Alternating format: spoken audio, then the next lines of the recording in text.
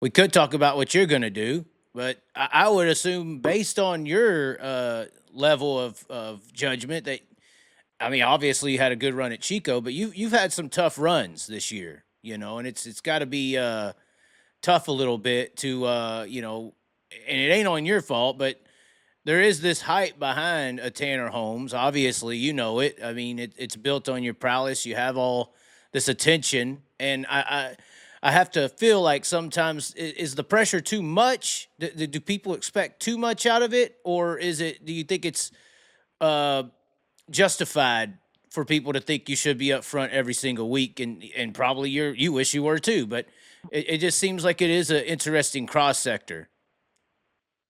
Yeah, I know it is. I mean, I think a lot of things is just like one. I mean, sprint car racing is really, really hard, and I think that how we're kind of trying to do it in the perfect world that how I look at and where I want everything to be for us 5 or 10 years down the line is like we're probably doing it the hard way, right? I mean, we have our own team, our own operation. Like I mentioned, I mean, I was fortunate to run with Shark last year. That was definitely helpful, and just to get in something that was a little more proven and done it.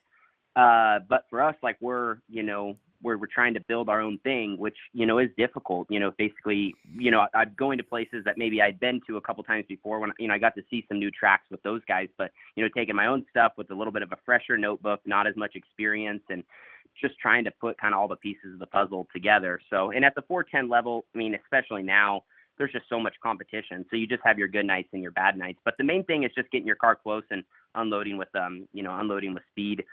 For us, I mean, yeah, obviously we have all of our fans that are behind us, and it's great because, we have, most of them out there, good support and want what's best for us. And like you said, yeah, there definitely is. For me, I do always feel a little bit of pressure because I just want to do well, especially, we're at the top level, and sometimes things just don't, sometimes they go that way, sometimes they don't. But I definitely think it's easy to get yourself catching the part of trying so hard all the time. And then, like I said, at that level, it's so tough that, once you kind of get knocked down, it's hard to get back up. And you see that with even the guys that have been out there for a long time. They get in their slumps, and, you start not qualifying well, and then you're just behind the 8 ball. So Yeah, look at gravel, for us, instance. I mean, gravel was the hottest thing in the world, yeah, and then all of a sudden, just what happened? I mean, obviously he bounced back, but it wasn't like a slump where he was doing horrible, but it was a slump where what happened? Where did this yeah. dominance go? Well, I think so. And I think it just goes to show how close everyone is nowadays. I mean, that's the thing. Everyone talks about it, but everyone's just so close. So,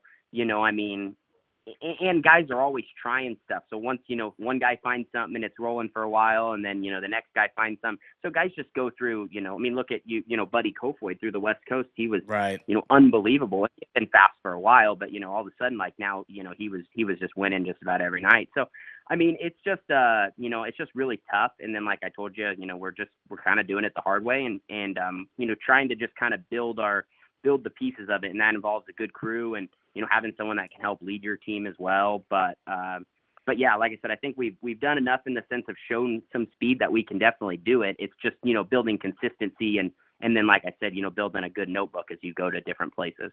And so, thinking back on that, like you said, shark opportunity, obviously you hadn't really, I don't think you ever been to Jackson before, maybe once or twice. I'm not sure. I would assume no when you first got that shot in that ride. No, Uh, no, but you performed great right out of the box that night, and of course I was on. There was all this discussion because you got into the car. Some people thought you deserved it, some people didn't. And so there was some hype around that, and you came out of the damn gate and blew the world away, and then it looked like it just kind of tapered off slowly. What happened there? yeah. I'm not really sure. It seemed like, we were, like you said, we were really good. I think Jackson, which I didn't know at the time, but that was like the best place that I could have started because I think that our stuff was just really good too. I mean, Jacob had a lot of success there. Logan had success there. And so right away, like things just felt really good. And then, we ran that next weekend. And then one thing I think that kind of was behind the scenes that probably wasn't seen, but that next weekend we got in a small crash and it hurt the car that we were on. Then we switched to another car for that we kind of ended up running the rest of the year. And for that, I don't know, it just didn't feel like things felt the same in general. I mean, we had some really good nights with it, don't get me wrong, but we just kind of struggled finding the consistency. And And I don't know if that was just like you said, early on, like things were just really good for me. And then once it got a little bit tougher, it's like, shoot, like I said, out here on the Outlaw Tour, like I said, you're dealing with your confidence and you're trying to get going and, going to some places that, there were some places I had been, some you'd never even seen before. And so like, I think, as a team too, we were just trying to figure that out. And that's the hard part. I think in sprint car racing, a lot of times in general, people probably don't give it enough time. If I could go back and run with Shark for a year or 2 years, fully, like I said, you start to actually build something. The most successful teams in our sport, like the KKR 49, the same guys, been on that thing for, 3, 4, 5 years. And some of the, the Gravel's car and stuff like that, like it just takes a lot of time to build things up and you kind of go through those rough patches. And when it's earlier on, it's a lot harder. So, like I said, more than anything, it was great that I got to go and do it and see Eldora for the first time, see Williams Grove, which that place was nuts, just, different stuff, but go to Port Royal. But, like I said, we just kind of had our good nights and bad nights, but yeah, no, definitely came out swinging. And then it just got tougher quick and, trying to, like I said, whether it's some nights you just don't feel as comfortable, you don't feel like, we're on point and you're just trying to make changes and communicate but like I said, those guys did so much good for me and getting, like I said, everyone needs to spend as much time as they got to spend with Bobby Allen, because that guy can teach you something. So that was cool.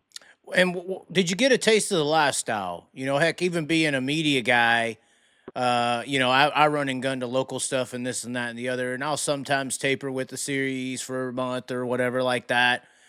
It is a different change. A lot of the people who are full-timers done it for years. It's like they feel like they're part of the circus, load up and go to the next show. Did you ever get a taste of that kind of difference between running the 18 and here and there versus that, all right, this is where you're going to be, you got to hurry up, go, get there, type of circus lifestyle, like a backyard band of some sort? Yeah, no, absolutely. I think that was, and I think that's the part that sometimes can get to you as a driver. Like I said, it's all the chaos of it, and like I said, when things aren't going as good. But yeah, no, definitely, just going from track to track, and how those outlaw guys are. They run, and 15 minutes, they're 15 minutes after the checkered flag. If they can be on the road, they're on the road. So, and that was the side of it that I did like, getting to spend some of that time with the team and.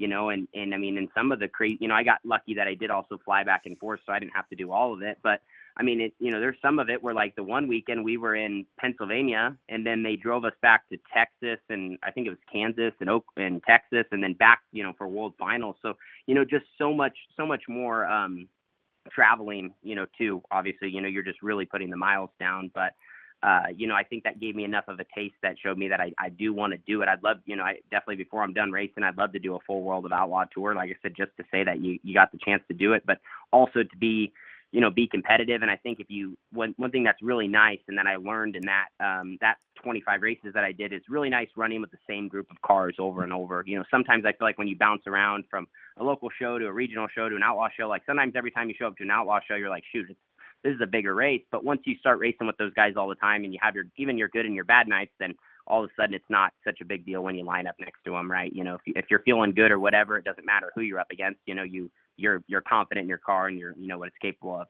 How was the acceptance level in the pits? Was it a mixture of things? I'm sure that I say this whole sport's run on ego, and it is, but I'm sure there's some guys who, you're technically more popular than them, and it ain't for beating them on the racetrack. So how was that? Yeah, I would say, I'm trying to think. Yeah, usually if other drivers did talk to me or whatnot, they usually do ask about what I do and all that. I never had any bad interactions. I would say that I'm probably, I don't know if it's just because I get focused at the races or, I just got so much trying to do and get things ready and then then turn that off and then be a racer. But, I probably didn't, and probably if I could do it again, I'd go a little more out of my way to talk to some of those guys. But I just, I don't know, like I said, I just get so into what I'm doing that, if usually it's at a pit meeting or if it's just kind of when you're all in the same spot, maybe you get a chance to say something. But, mainly just since obviously Logan was my teammate, so I became really good friends with him and super helpful. Logan's super intelligent and knows how to make a race car go fast and knows how to drive the damn thing. So that was really cool. But, yeah, no, I'm not really sure what they all else thought. I know that obviously with the 1T and stuff, we were very fortunate. I mean, things were the duct tape and all that, and that just kind of blew off the charts. So that was really cool. But yeah, I mean, as far as what everyone else thought in the pits, I'm not really sure. Like I said, I got a chance, here and there talk to people, but for the most part, kind of just did my thing, I guess.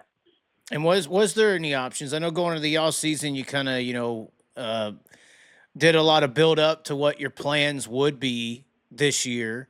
A lot of people assumed you would go high limit or one of these two. I even think I said at one point you were a hot ticket item, whichever side could get you. I mean, you do move the chip, especially if we're considering the streaming war that's out there. I mean, you move the chip on where you're going.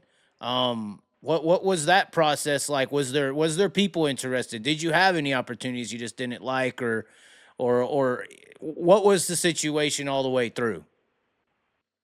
Yeah, so basically the goal, the original plan was to run that car through the rest of the year, and then there was talk, like Bobby at one point was wanting to maybe put together a third car, so that was an option, and we talked about it several times, if there was a way that maybe even if I could help a little bit, or maybe if we needed to use a few of my engines or just something, and then at the same time, those guys were obviously figuring out, like, what are they going to do with each of their cars, because they were presented with their own, because everyone was figuring out, are we staying on the Outlaw Tour? Are we going high limit racing? And, what were the point funds going to be? What were the tow packages? And so, yeah, that was definitely, looking back, you realize how even, we think times are crazy now. It was then because there was just so much more unknown. Now at least we know what we're looking at. So Bobby was kind of maybe putting something, was talking with us, and we were trying to put something together, and then kind of just as the season ended, it just kind of, at one point it was a little bit more of a hot topic, and then,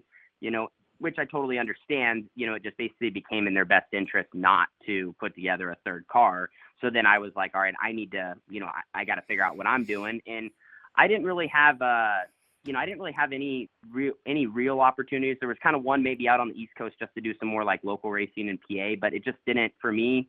I was like, I either want to be national racing, or I rather just do my own car and try to figure out how to get national racing with that. Because just to me, once you do all those outlaw shows, I want to win World of Outlaw races, or I want to win high limit races, like all the other stuff in between is good.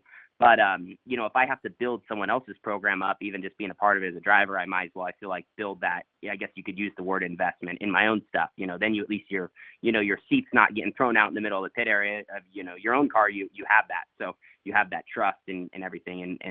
So anyway, we were trying to figure out, we definitely talked with both series and got all the agreements and all the paperwork, just to see.